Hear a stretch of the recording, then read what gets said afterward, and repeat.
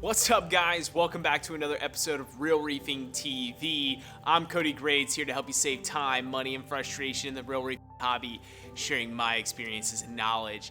Today, we're going to be talking about how this tank almost went up in a ball of flames, and no, I'm not even kidding you. It literally was this close to going up in a ball of flames due to some equipment malfunctions, but we'll get into that in just a minute. So if you're new to this channel, consider subscribing. There's new videos coming out all the time, my experiences as a reef hobbyist, but I'm also sharing that knowledge with you guys on what I've experienced over the last 8 years in this hobby. Now, one thing I wanted to ask you guys, because while I was out on vacation, I did end up getting a package that I'm really excited to share with you guys. So the guys over at Zet Light saw that I have a couple refugiums going. I'm a big proponent of it, and wanted to send me one of the refugium lights to test out. I have refugium lights on my tanks already, and I'm just not sure which one to put it on. I mean, this is a sweet light, and I'm excited to show you guys what it looks like, how it works, how it performs, and how easy it is or how difficult it is to set up. They have like an app with it. You can control the light. So how does that all work? If you're in the market for looking for like a refugium light, this might be helpful for you.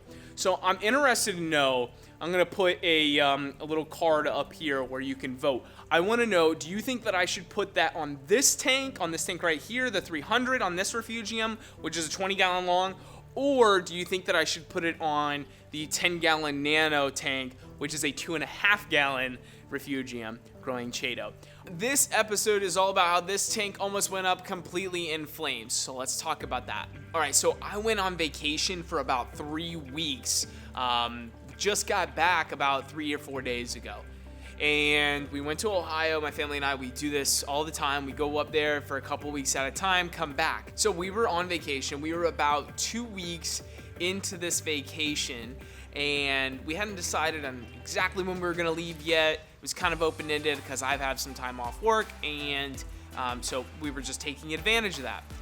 And I got some alerts on my Apex saying that I think it was the temperature or something to that effect wasn't right in the tank. So I turned on the Apex, I took a look at my Fusion dashboard and realized that something wasn't right. My temperature went right straight down, my pH down. Usually that happens when the water's out.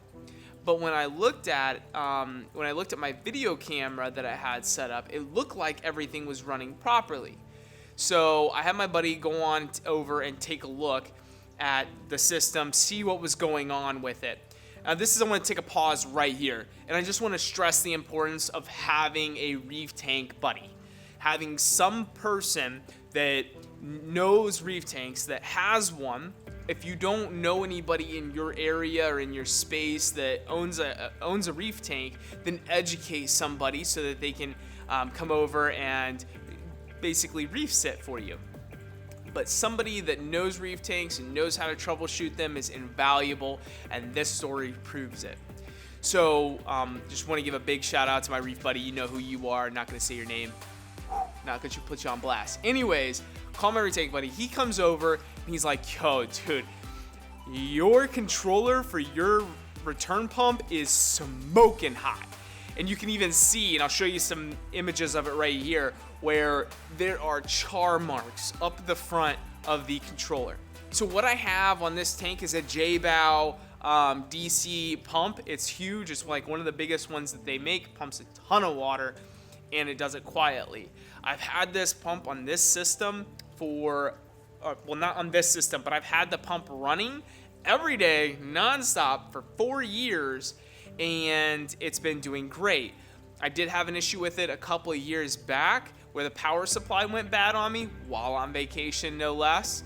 Didn't have an Apex then, do now. So anyways, the power supply went bad a couple years ago. This time it's the controller, because I didn't swap out the controller. What I did back then was I bought a whole new pump, because they're so inexpensive from J-Bow. Bought a whole new pump, only to realize that it was a power supply. So I just swapped out the power supply. This time he had to use the new controller. So basically all I have left from that other package that I bought was the actual pump itself. That pump that's running in there has been running like a champ for 4 years. Anyways, he comes in here, he's like, dude, it's smoking hot. I have to shut it off from over 1,000 miles away, no less. Shut off the pump and then wait for it to cool down so he can actually take the power supply cord out of the controller. All right, now once he does that, that power supply end, the end of the power supply that plugs into the controller was fried. So what he had to do was use the old power supply's cord, cut that, splice it onto the new power supply. Yeah, it was a whole ordeal. Anyways, long story short, I've got the new one on here, but that tank was this close to setting this entire house on fire without me even knowing it. But my Apex alerted me. So I just want to say big shout out to Neptune on creating the Apex. I think it's a fabulous system. This is an older version, by the way. It's the orange label. I don't even have the new one yet, but I love it. I love my Apex. I think that it's saved me so much money, and it's saved this tank so many times that I can't even I can't even go into. But I would highly recommend the Apex as a standard piece of equipment on a tank. I don't have one on my small tank, but I'm highly considering it just for the peace of mind of being able to know if something's going wrong with it and really being able to fine tune and measure it. I don't have a ton of corals in there yet, so the investment isn't worth it to me quite yet, but in this tank, there's thousands of dollars in this tank, and I want to make sure that my livestock thrive in this tank. Now, obviously, you can have anybody maintain your tank for you. A monkey could do it with the instructions that you give them.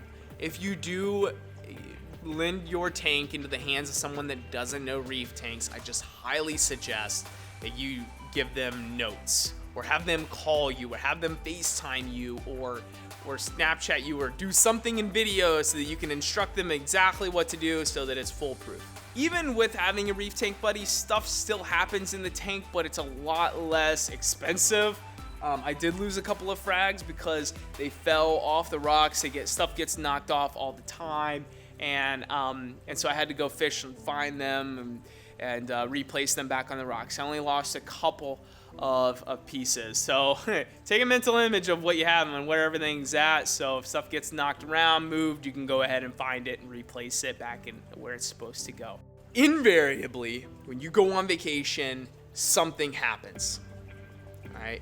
So I would just highly suggest that you get a reef tank controller that you can add to your tank. And I really suggest the Neptune Apex. So I'm going to put a link in the description below where you can find that. One other thing that I would highly suggest that you use, and I used it on this trip a lot, it's really cheap. It's $25 to $30, something like that. And it's a Wi-Fi camera that you can set up in the tank. I only had one at the time. I'm going to buy a couple more because they're so inexpensive. But what I did was I set it up down in the sump area, down in the filtration area, and that provided a lot of view into what was going on. I could see if the skimmer was overflowing. I could see if the water was actually running properly, if the water level was high, if the water level was low, was my calcium reactor working? All these things I could see down inside the tank. So, it just provided a lot of peace of mind, a lot of being able to just see what was going on inside the tank. And I think, that just goes a long way when you're over 1,000 miles away. So I hope this video helps. I hope it, gives you the motivation to go out and get that tank controller finally that you've been looking at getting. And really see that it does help, that it is worth it. It is definitely worth the money. Let me know in the comment section below as well what you guys think, what kind of things you have on your tanks to, monitor them while you're on vacation, and what you do when you're on vacation, just trying to keep tabs on everything and keep the thing running as stable as when you were running it yourself. And let me know what you think I should do with that Refugium light. All right, guys, I'm out on this one. Catch you later. You can check out some videos right over here. You can subscribe right here. Love you guys. I'm out.